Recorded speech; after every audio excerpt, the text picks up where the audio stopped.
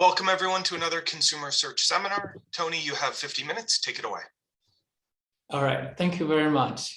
Thank you everyone for being here. So I'm presenting a paper about information design of online platforms. So actually we've been working on this for a very long time. I just checked my Dropbox. The first version is like 5 years ago. We changed just 3 models and until recently, we finally got something put together by a nice framework. So this is a joint work with Song and Michelle. So maybe 5 years ago, this is still new that about big data and data analytics, but maybe not so new anymore. But this is our original motivation that if you're talking about big data or big data analytics, what kind of companies have all this big data? Well, you can think about Facebook or Google, but online platforms like Amazon, they have a lot of data. They have so much data that even Google wants to get a share of it.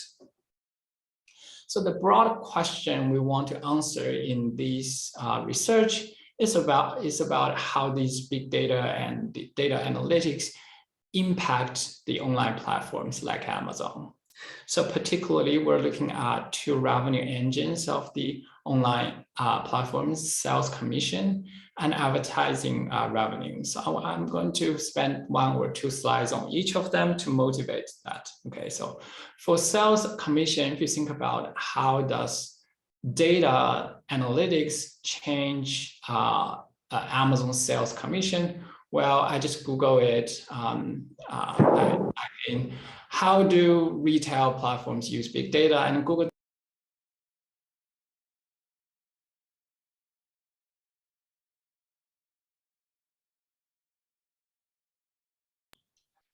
You're muted. Can you hear me? Yes. Can you hear me?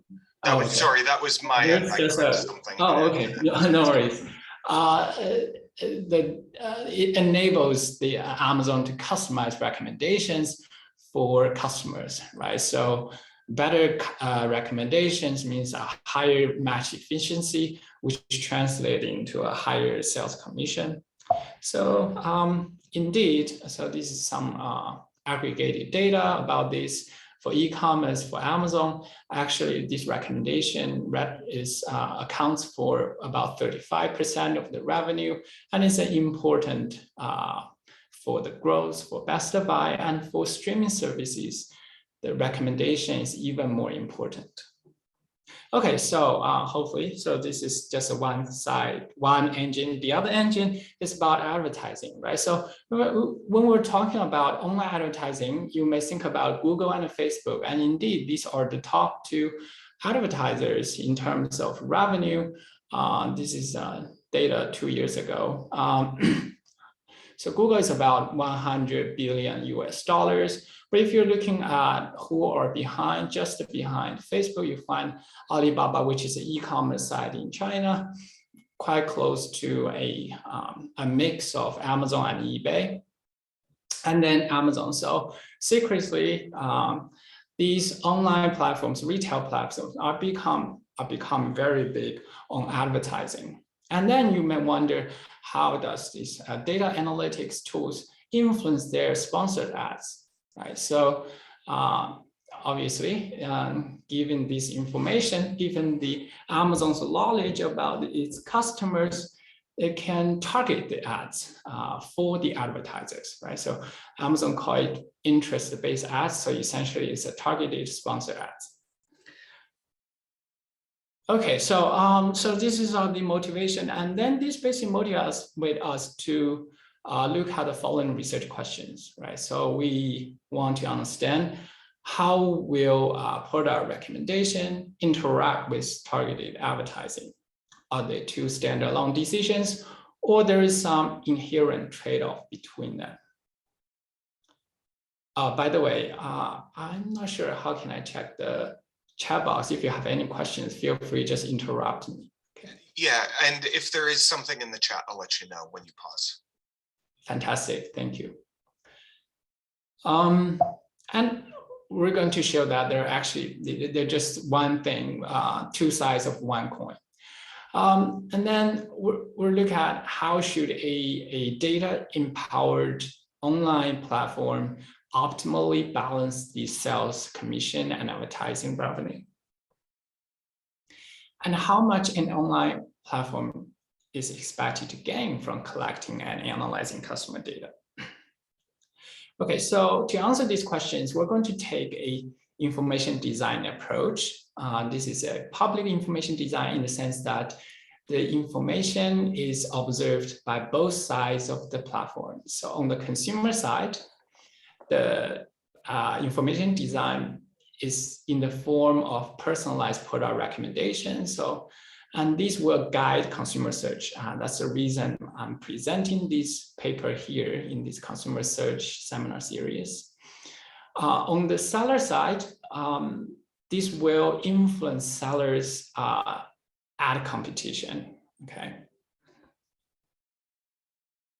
Sorry.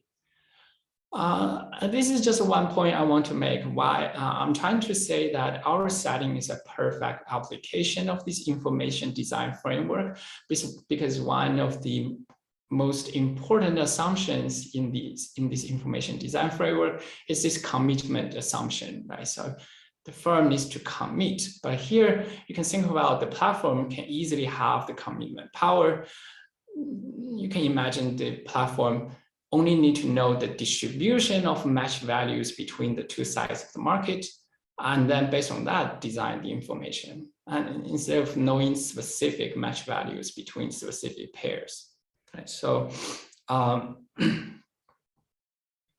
okay, so preview of the results, we will provide a unified framework for personalized recommendation and targeted advertising. They become just one thing under the information design framework. We will show that there is a trade-off when the platform is trying to balance the two revenue engines. Roughly speaking, when you are supplying more information to this marketplace, you will improve the match efficiency, and this will raise the platform's commission. But at the same time, it will reduce the seller's incentives to advertise, because you tell the good is good and the bad is bad, then the bad does not want to compete with the good anymore. And this will result in a lower advertising revenue. And then we will show that the optimal design will entails limiting consumer search and mixing the matched product with a long tail of unmatched ones for recommendations. So here, even though the platform, Amazon, can recommend the exact best match for each consumer, but it is optimal for the platform not to do so. Instead, the platform will want to mix the matched ones with some noise, and actually the noise is in the form of a long tail of unmatched ones. I will see exactly reasons why you don't want to just mix one matched with another unmatched. Why do we need a long tail of unmatched ones? Okay, just a brief literature review. Obviously, this is based on this Kamenika and Ganskau's framework, but here we have two kinds of receivers. Consumers are receivers, and the sellers are also receivers, and the receiver and the platform is the sender of the information, and the receivers will actually trade with each other. It's related to the search theory, but here we're going to look at search over correlated products. Okay, so and this is an opportunity to advertise my own papers about correlated products. So this paper is also about position auction, but here the ad auction is run by retail platforms instead of like the original frameworks considered by Susan Acey and Glenn Allison. It is about Google, so here is more about Amazon. Okay, and also we'll look at information design problem. And lastly, there's a paper about targeting and advertising on online platforms. on online advertising market actually. But here the difference is that the targeting is endogenized by information design. Okay. All right. So any question before I present the model? Yeah, Tony, can I maybe ask a question? Yeah. So about the commitment assumption that you make, and you somehow jumped a little bit over the motivation for that, and you said that the platform can easily commit. Yes. But typically, with commitment, you need also some observability, because it needs to be clear to the other side of the market that what you're doing, and that provides you with a commitment possibility. If you can secretly deviate, then so how do you see that here?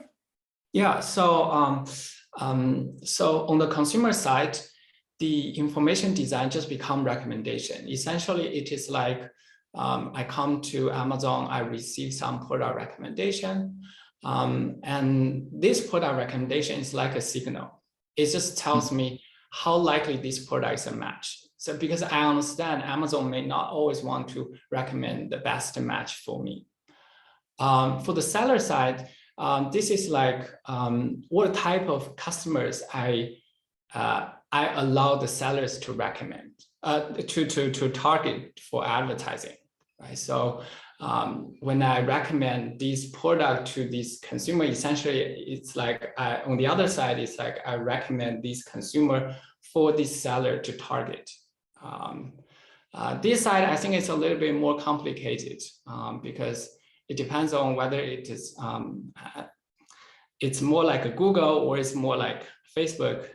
So actually, I do not know exactly how Amazon designed this interface on the seller side.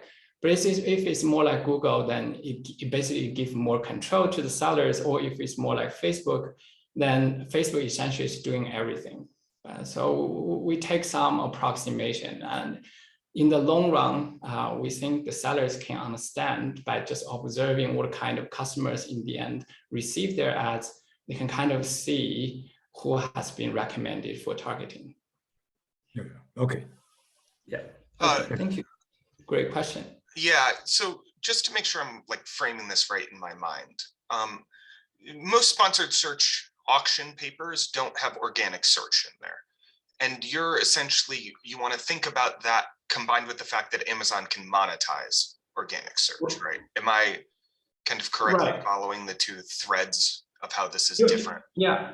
Yeah, that's a great question. You will see we will have both sponsored spot and an organic spot. Okay, cool. So we incorporate both. Yeah. Okay. So we have a monopolistic platform. The platform charges a commission rate alpha. If you want to endogenize the commission rates, it just becomes 1 because there's no competition. But if you want to have a reasonable endogenous commission rate, then you need to introduce some other considerations. But our results are general that it works for any commission rate. So we do not endogenize it. Okay. Their end sellers, they have 0 production cost. Use an index N for them. They're I consumers, index I. This is a critical assumption we make. We assume that one and only one seller matches with each consumer. Okay, so that's why we make it like a correlated search. We understand this is a critical assumption, but you see the model is kind of complicated. This is exactly the assumption that makes everything workable. Basically, if you think about an information design, you want to have a relatively simple state. This only one match makes the state very easy. But we are working on an extension where we consider IID match values, but here is not the case. Okay. So there's only one match seller. So basically then the consumer have 0 demand for all other unmatched sellers. For the matched one, the consumer has an elastic demand, DP. Okay. The outside option for the consumer is 0. And a priori, which is assume all the sellers are symmetric for each consumer, so they are equally likely to be a match. Okay, so consumers conduct a sequential search for match values and prices. So this is like a Walensky or Anderson and Reynolds framework. The search cost is positive. There is a prominent position. The prominent position has a 0 search cost. So the existence of this prominent position allows the sellers to influence consumer search, right? So basically, if the seller takes the prominent position, it will be visited by the consumer. So this is just one way to operationalize how the sellers can influence consumers' search. The platform holds a second price auction, and we have shown that if you add a reservation price to this auction, nothing changed. Essentially, by revenue equivalence theorem, we should be able to prove that it doesn't matter what kind of selling mechanism you're using. But we haven't done that yet. But we just show that if you're adding a reservation price, it doesn't change anything. The sellers make 2 decisions. One is I set a price, there's no price discrimination. But actually it doesn't matter.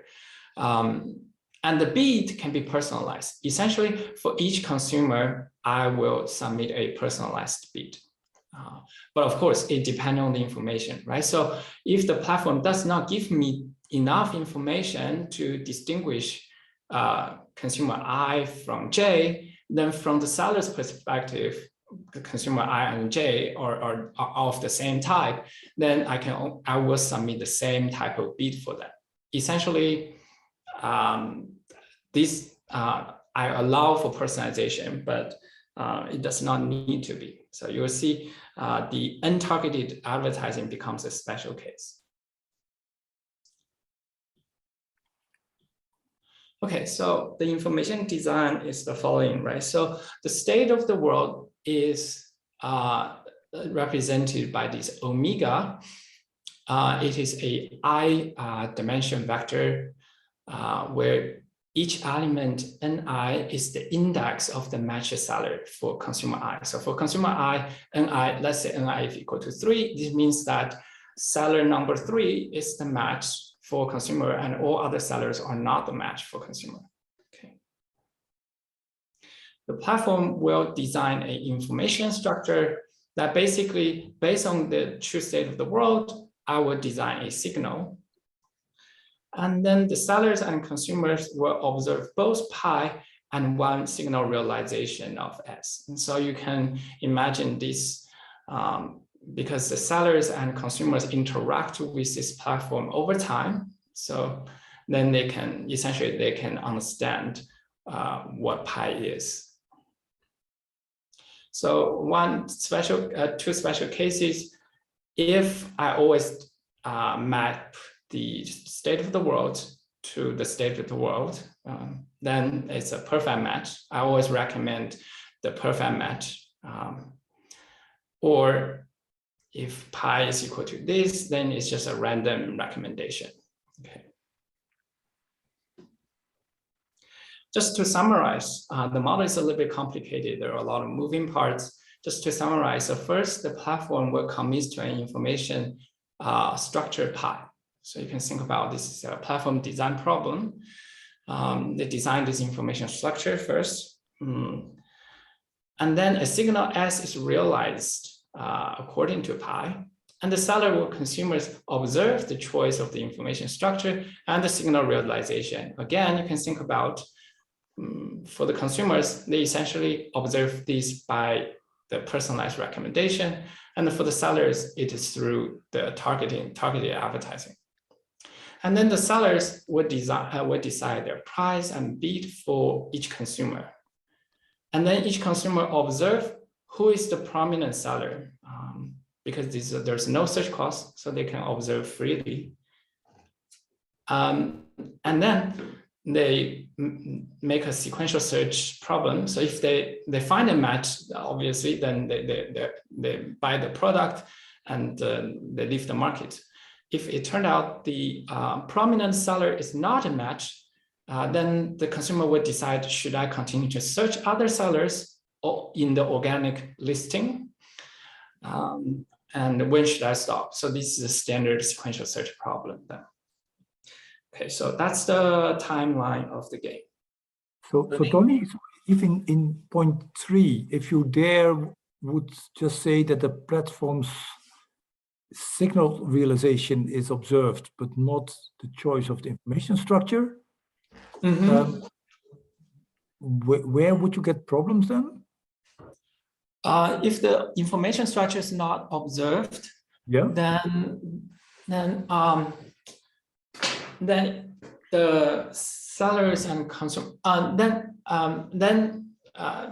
essentially, if you still allow the platform to choose the information structure, then the sellers and consumers need to form some rational expectation of the platform's choice of the information structure. So we haven't thought about that.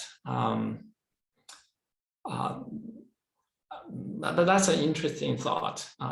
We can think about it. So here we just follow Kamenika and Ganskow's. Sure, I see. Yeah. Or if the platform do not have the information, do not have choice on the information structure, then it becomes an entirely different problem. It's more like an information disclosure type of problem. Okay. So it's also So thank you for Tony, yeah. I have a question. So on this, what is the consumer doing? I mean, so what I mean is the consumer comes and do they just arrive at the platform, or do they search a keyword? How specific is the keyword? Like, are all consumers the same ex ante to the platform in this, or are they different in some way? Yeah, they're exactly the same. They come to the platform. So they're sort of, I think you can allow them to search a keyword, because if you allow to search a keyword, then essentially all what I talk about becomes just a category, right? So within this category, then you have these firms. After the consumer search the keyword, then the so when you say they can search a keyword, do they all have to search the same keyword, or? Yeah, so if they are searching different keywords, essentially we're assuming that different keywords are independent markets. We're just considering one of the markets. Yeah. Okay, and then the response is, so the seller is giving this recommendation basically, right? Right. And so the platform is giving the recommendation. Yes. But there is then a list of other results. So there's the recommendation, there are non-recommended sort of, but something organic, and there are ads. Like, I just want to understand that part. What all does a consumer see? Right. So the consumer will see who is taking the prominent position. So the prominent position, you can imagine this is like a sponsored ad. But you will later see in some special case, you can also, you will later see, I don't want to make it too complicated. I think this is a good feature, not an assumption we impose to the model. And then for the rest of the organic results, essentially the consumer will search according to a descending order of their belief of the match. So this part is not also controlled by the platform, because the platform can use the information design to influence consumers' belief of the seller's match values. So essentially the recommendation you can think about is not only for the prominent one, but also for all other sellers, because the platform can use information design to influence consumers' belief and therefore guide consumer search among the rest of the sellers. Okay, thank you. Sure. Sorry, Tony. I Yeah. have a question about the bids. So they are bidding an amount, a fixed amount. If I am shown there, I have to pay Amazon 20 cents, not a commission. It's not if I sell, it's not a click-through, it's not a commission. I'm paying an amount to be shown. Yes. Is this how it works? So I think you're talking about whether it's pay by click or pay by impression. Right. I think it doesn't matter in our setting because. But if I have why would I want to advertise on a consumer I have no chance, that I don't have any match? Yes, in that case, I will not make a purchase. So I think we can say this is more close to a pay by click mechanism. This is also what been used by Amazon. I don't think it's a pay by impression though, because this is not display advertising. Okay, so it's a pay by click and you have to click, that's the search. If you don't click, there is no search. Right. If you search, then essentially you because they will always search the first one. So you don't have this click-through rate. Essentially, we essentially the click-through rate is always 1 in our setting. Yes. But the conversion rate does not need to be 1. Yeah. Tony, doesn't this mean that you are basically studying display advertising rather than? This is more like a it's more like a Google. It's a keyword pay per click, so it's a sponsored advertising. So then I'm confused. So what are they bidding for? The sellers? They're bidding to be the prominent seller, correct? Yes. And if I'm a prominent seller, then all consumers will click on me? Yes. And I have to pay for the prominent position or per clicks, or they're the same? They're the same thing. They're the same thing. I need to pay to get prominence. I need to get. Essentially, you can think about this is display advertising. This is not. So there's nothing that differentiates whether you were displayed or clicked upon because they're the same thing. Yes. So it's not like you won the top position, but somebody didn't click on you. And no, you will always click because the search cost is 0. Because so essentially the click-through rate is 1. So that's a good. Maybe I can talk about why we model this way. So I think there is, or you can think about. We're talking about advertising and recommendation.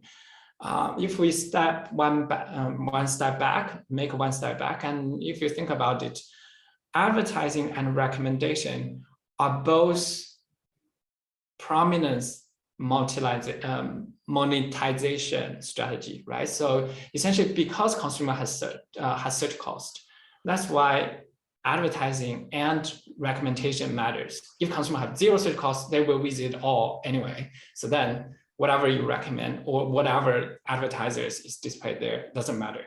So we want to essentially give some value to this prominent position by making its search cost lower. And essentially here we just make it 0. I think it doesn't matter. We can make it also positive because consumers are homogeneous ex ante. If you make it positive but relatively small, so that everyone start from there, then it is the same result. So essentially, there is no ex ante heterogeneity, so that not some start here and some start there. That's not possible in our model. That's fine, but is it not true that some signal can arise such that the seller who is placed at the top is such a low probability of a match. Yes, that that's a very good intuition. Yes, yes, yes. So that's why we need the search cost to be very low. Essentially, even a not very good seller take that position, you still visit that seller. That's the value of being prominent, and that gives the sellers incentives to be prominent. Yeah. Okay. Okay. So I just want to show you why we've been working so long, because we've been stuck with these price problems for a very long time, and we just want to shut down the price. Essentially, we're just using diamond paradox to shut down the price. The reason here we have a diamond paradox so that the price are all at a monopolistic level is that the match values are binary, right? So it's either 0 or positive. Then you can imagine some simple argument, essentially the same line as diamond paradox, can show that it is always a monopoly price, because this is already very already very complicated. So we just want to shut down the price. So that's our incentive. Okay, so under this monopolistic price, we can define between a matched party, the consumer always gets surplus U, and the seller always gets surplus V, right? So the price is essentially how the pie has been divided between consumer and seller. And we need to make a standard assumption that the search cost is not very high. If C is greater than U, then no consumer wants to search. This is a trivial case we want to avoid. And then we prove the following optimal search strategy. So it is always optimal for a consumer to search by the descending order of her posterior belief, right? So the platform has some information design and send the signal and the information structure to the consumer and sellers. And the consumer basically will, based on this, update its belief. So it has a posterior belief. This is like a standard Wiseman's framework, but we still need to prove it because in our framework, the search are not independent. So if I know you are the match, I know all others are not matched. So they are not independent, so we still need to prove it. Okay, so in the following, I'm going to show you two benchmark cases. One is the full information design. Basically, the platform always, the design is such that it is always perfect information. The other case is that there's no information, it's always a random recommendation. So then we'll compare these two cases and then we'll talk about the optimal information design. Okay, so this is two extreme cases. It helps us get a lot of intuition, and then I talk about the optimal design. So in the full information, then all sellers will be 0. Why? Because under the full information, basically everyone knows who is the matched seller. Now, for those unmatched seller, obviously they will be 0, because even if they because there is no chance they get matched, so they can earn nothing from transacting with the consumer. That will always be 0. For the matched seller understands that even if I don't take the prominent position, I will be visited, right? This is due to this assumption that the consumer will search. So therefore, I don't need to win, so I will be 0. And then from the platform's perspective, this is a second price auction. The platform will not, because everyone is bidding the same, but the platform will not use a random tie-breaking rule. It will always let the matched seller to win because this maximizes the platform's profit. So even though this is a second price auction, but the tie-breaking rule is that the matched seller will win. And the matched seller will earn a profit of V, subtract the commission to the platform. The consumers do not search. They just visit the prominent position because the match of seller will win. And then they get you, okay? And the platform will obtain a profit of alpha times V times the number of consumers I, okay? Okay, this is sorry. So this auction is not handicapped except for the tie-breaking rule. It's not handicapped. So you are not, you have asymmetric from a revenue perspective of the platform, you want the winner to be the right guy exposed. Yes, yes. So you are changing the tie-breaking rule, but not the allocation rule. Not the allocation rule, yes. Right. So in this setting, you can see the platform earns 0 profit from advertising because everyone beats 0. The advertising essentially becomes inactive. So this full information design actually replicates a sole recommendation strategy. Because even if we have auction here, the auction essentially becomes inactive because everyone beats 0. So the full information design essentially becomes equivalent to the platform directly recommend the matched product for each consumer. The outcome becomes equivalent. Okay. Okay, so the second case is the no information design. So this case is a little bit more complicated. I have this lemma showing you the optimal search strategy first. This is a none or all strategy, very intuitive. So under this uninformative environment, if C is really, really low, then the consumer just keeps searching until she finds a match. Otherwise, if C is greater than this, but still lower than you, the consumer never search beyond the prominent seller. So the reason is the following, right? So when a consumer search, if I find this seller is not a match, then it means that the match has to be among the sellers I haven't searched yet. That makes the consumer higher, this gives the consumer a higher incentive to continue search, right? Because essentially a bad news make me more optimistic about the future, right? So that means that either I don't start search. If I start, I would definitely continue until I find a match. So that's the characteristics of the model, right? So either I don't start. If I start, then I become more and more optimistic over the search, and then I will search until I find a match. Okay, so in reality, we don't think this case is very important because you find if N is big, then this region becomes very, very small. So essentially, in the uninformative case, the consumers will not search, essentially. Okay. Oh, you have the wording a match. It's the match, though, right? There is exactly one match. Yes, there is exactly one. Just making sure I'm tracking. Good. This is driving this result. Yes.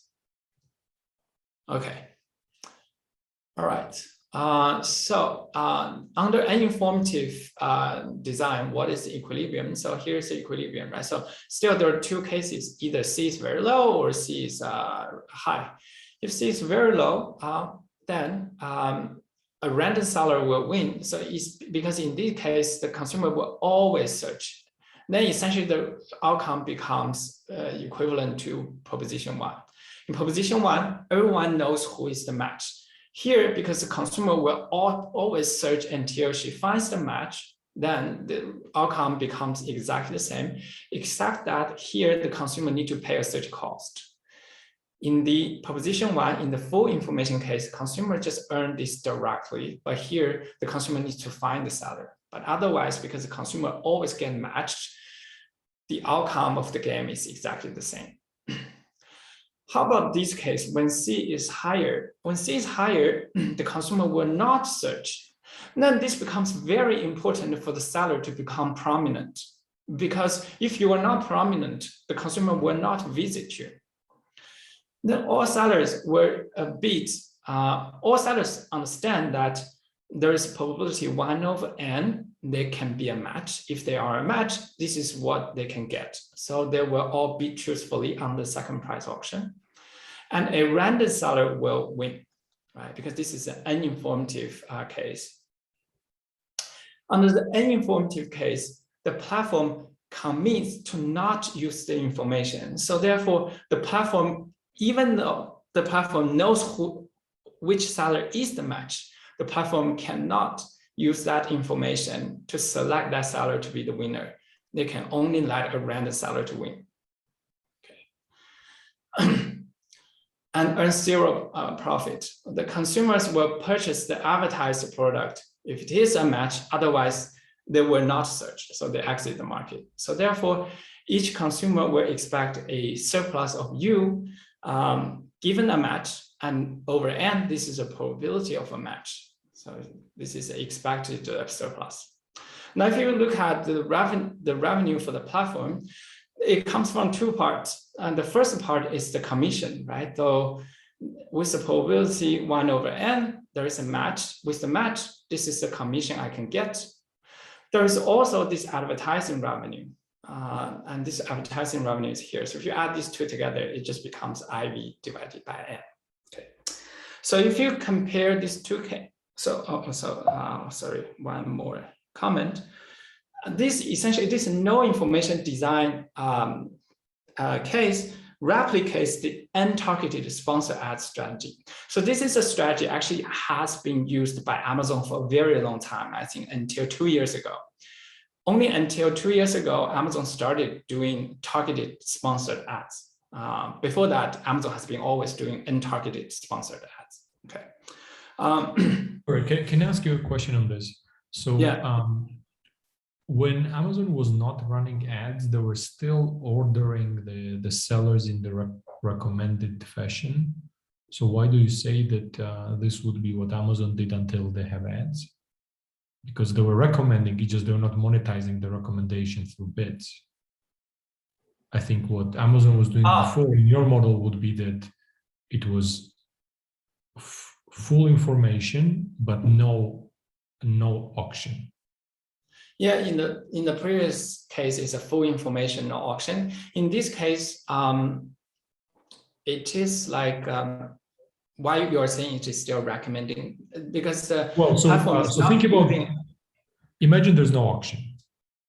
You go to Amazon website, you're looking for a product. They were still personalizing what you were going to be shown. Right. So they were not showing you a random seller. They were yes. So that's why this is suboptimal. This is not optimal for Amazon to do this. You'll find this is never an optimal strategy. So I just want to look at these two extreme cases to, you're right in the sense that even 2 years ago, what I analyzed here may not replicate what Amazon was doing, because Amazon maybe they are personalizing the organic listing. Is that what you're saying, right? So yes, so maybe this is like an extreme case where they're not even doing that. They're just relying on these sponsored ads. Yeah, so that's an extreme case, but your intuition is correct. The full information design can be optimal for some parameter region, but the no information design is never optimal. Just so you know, you have about 7 minutes. Oh, okay. Okay, sounds good. All right, so I just want to compare these two cases. So if you see here, the platform's profit is IV divided by N. The full information design is alpha times IV. So you just compare, this is very easy, right? So if C is very small, if we talk about it, the two cases are the same. Now, when C is big, then it really depends on alpha times N. If alpha times N is greater than 1, then the platform prefers full information, otherwise prefer non-information. So I think the key message here is that even if the platform has all the information, it may not want to use it. Okay, so depending on the parameter space. So the trade-off here is match efficiency versus surplus extraction, right? So when you supply more information, you improve the match efficiency, but you reduce the seller's incentive to advertise, and therefore resulting in a lower advertising revenue. So due to time limit, let me just jump into the main part of the model, where we look at the platform's information design problem. So this is a posterior belief. Because here the auction can be personalized, the price is always monopoly price, then essentially consumers have no interaction with each other. We can just consider one representative consumer. For this one representative consumer, the posterior belief is the mu n. That is the probability that seller n is the matched seller. Okay. So because all sellers are ex-ante symmetric, we can, without loss of generality, assume that exposed consumers' belief is that in this descending order. So seller 1 is most likely to be a match, and seller n is least likely to be a match.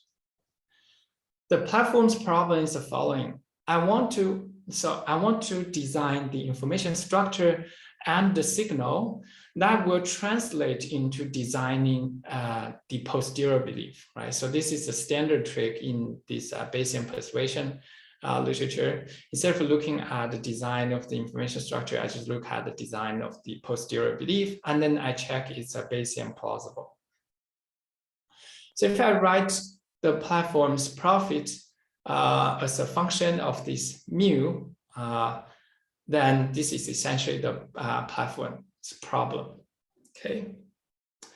So to solve this problem, we need to we introduce one more notation. We call it a search length L that depends on mu.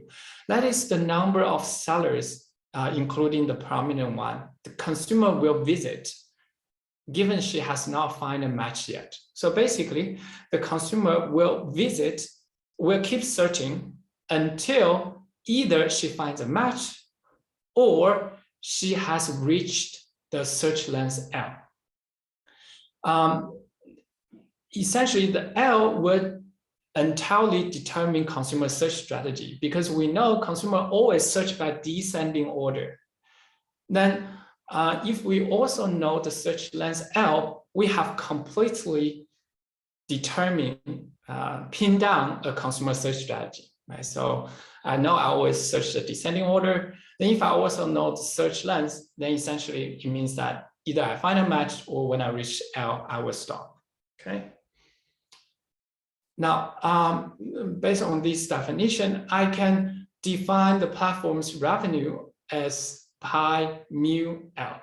So here, this L is different from this one. This is just, I'm saying for any exogenously given search length L, what would be the platform's revenue, okay? Then by definition, the platform's original revenue can be written as the following way, right? So this should be the equivalent search length, equilibrium search length. Now, why do we want to define this search length? Because then you can see that when the seller 1 to L minus 1, there will always be 0, because they will be searched anyway if they are the matched one. If they are the matched one, consumer will always search them. So they have no incentive to beat. But then seller L actually have the incentive to beat, because if she loses, then consumer will not search him. Then we can write down this platform's revenue as the commission fee plus the advertising revenue, where the commission fee comes from the first L sellers. So because they are mutually exclusive, right? The event is mutually exclusive. If the first seller is a match, it means that the second seller must not be a match. When they are mutually exclusive, the way you calculate what is the probability that the first L sellers, one of them is a match, it's just you sum them up, okay? And the advertising revenue comes from the seller L. where, because this is a second price auction, essentially this becomes the L+1. So seller L wins the prominent position, but is paying the L+1 seller's bid. Okay, so based on this, we can write down the profits, platform's profit, as maximizing over all possible search lengths, where this is defined as the following. This is just some manipulation of algebra. If you believe me, due to the time limit, I just want to show you the optimal information design. So we show that if C is relatively low, we basically solve this problem, okay, in the paper. It's a non-trivial problem, but we've managed to solve it. If C is low, then we find that any posterior belief yields the same platform revenue.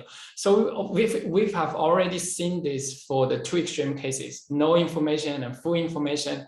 When C is low, no information and full information yield the same platform revenue. Here, we're just saying that actually, besides these two extreme cases, any posterior belief will always yield the same platform revenue. So for this case, essentially the platform does not need to do anything, and it's always winning, earning the same thing. Otherwise, the optimal posterior belief mu hat is by the following, right? So if alpha is relatively high, if the commission rate is relatively high, then I want the full information. So I want the full information in the optimal design. Otherwise, I want to persuade two sellers to bid relatively high, and all other sellers bid relatively low but non-zero.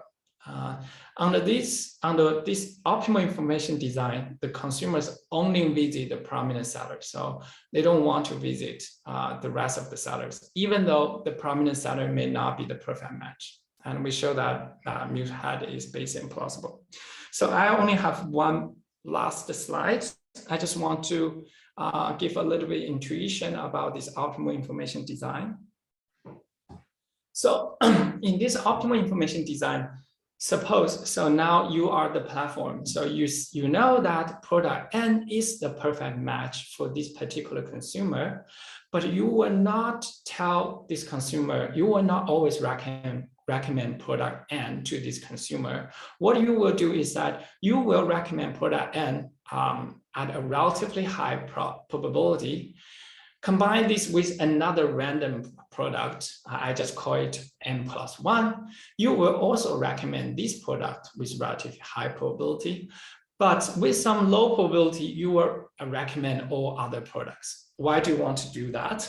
Well, if you think about the platform's revenue comes from two parts, it's a commission and advertising revenue. You want to recommend the right product with relatively high probability so that in a relatively high probability, there will be a match and there will be trade, right? So then in this case, you will get commission. But why you also want to persuade these guys to, you also want to recommend with high probability of another seller? Well, this is because by recommending this seller with high probability, this gives the incentive for this random guy to bid, right? Otherwise, this guy will win without any cost. But this guy, whether this guy wants to bid high also depends on what if this guy loses, right? So that's the exact reason you want to assign some probability to all other sellers. Because if you make all this zero, then this guy will not bid either, because if I lose, I will still be visited, right? So think about the consumer. The consumer goes to the prominent seller, which is this one first. If it finds this seller is not the match, and if these are all zero, then it knows that this seller must be the match. It definitely be the match because these are all zero, and this one is not matched. Then you must be the match, right? So then, so your a bit over on time. So if you want Oh, sorry. Yeah. Okay, I'm done. I'm done. Just 30 seconds. Yeah. Okay. So then this gives you the incentive by assigning some probability here. This gives you the incentive to incentivize you to bid. Okay. So just to conclude, we provide a unified understanding of personalized recommendation and targeted advertising. We find the optimal information design entails limiting consumer search and mixing the matched product with a long tail of unmatched ones. Yeah. Thank you so much for your attention and sorry for being over time. No problem. Thank you for a great presentation. We now open it up to questions. So I have a question. You mentioned at the beginning that, of course, this is a model of a monopolistic platform, but here the platform is doing a very poor job for the consumers, right? And it's creating very limited surplus. So don't you think that this is a relevant constraint here, or? Yeah, that's a great question.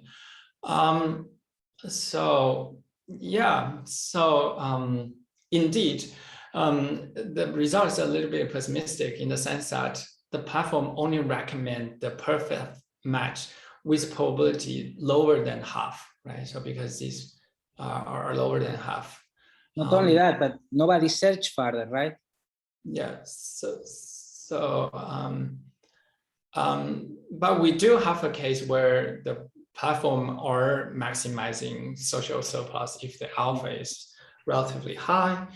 But when the platform does not earn enough commission, the incentive to monetize from advertising indeed distort their recommendation. So I don't know, maybe, obviously if we incorporate competition, this can partially solve this problem, yeah. I guess along those similar lines to Daniel, I think, interpreting, you've got a very inefficient outcome here. And I was just wondering if it's due to the, if there's such an inefficient outcome out there, should we perhaps be looking at more intricate contracts, like other ways of getting the surplus to align the incentives to tell the right thing?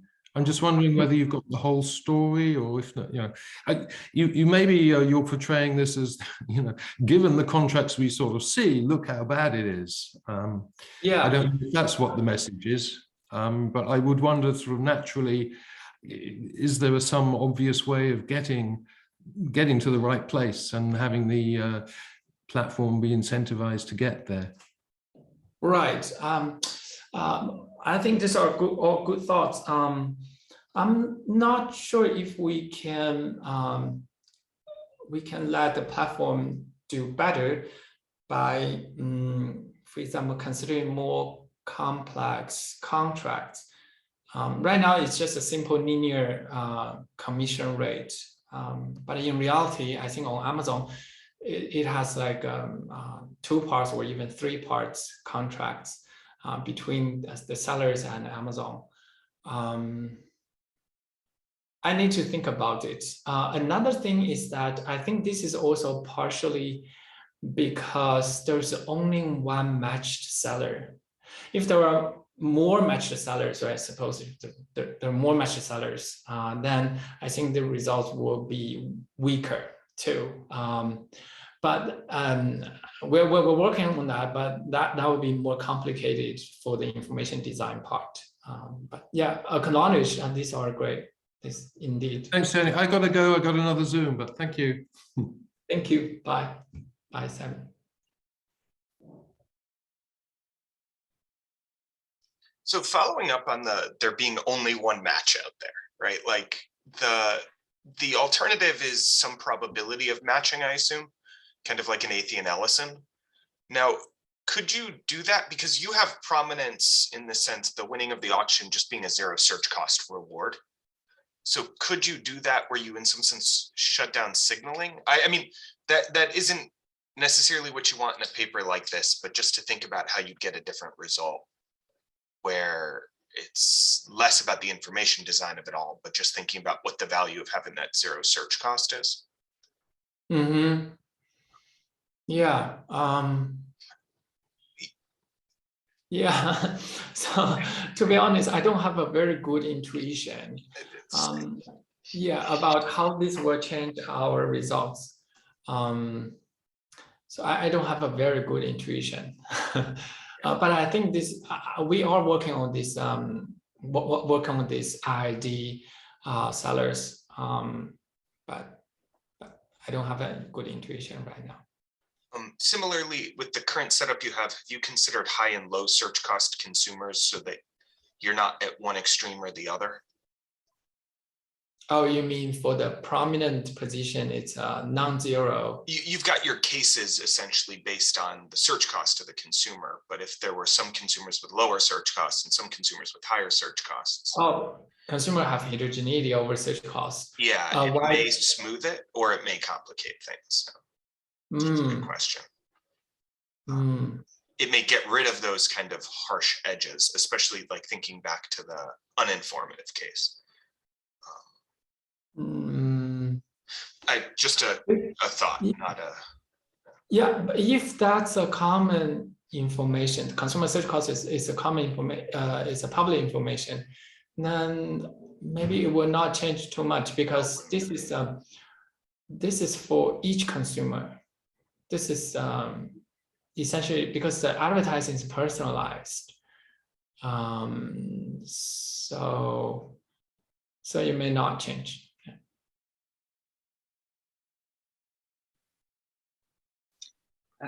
Yeah, maybe. One last question. So at the beginning, I asked you about the auction. So for instance, Booking.com and other platforms, they supposedly, I mean, it's not very well known, but they put at the top those that have a higher commission. So there is heterogeneity on commissions, and then they put at the top those with higher commissions. And the idea is, of course, there they have a better alignment, back to maybe the question that Simon asked, because you want, right, the guys who actually sell, because otherwise you make nothing. So there is no auction, but simply if you supposedly have a higher commission. So I don't know if at all this is something you thought about or.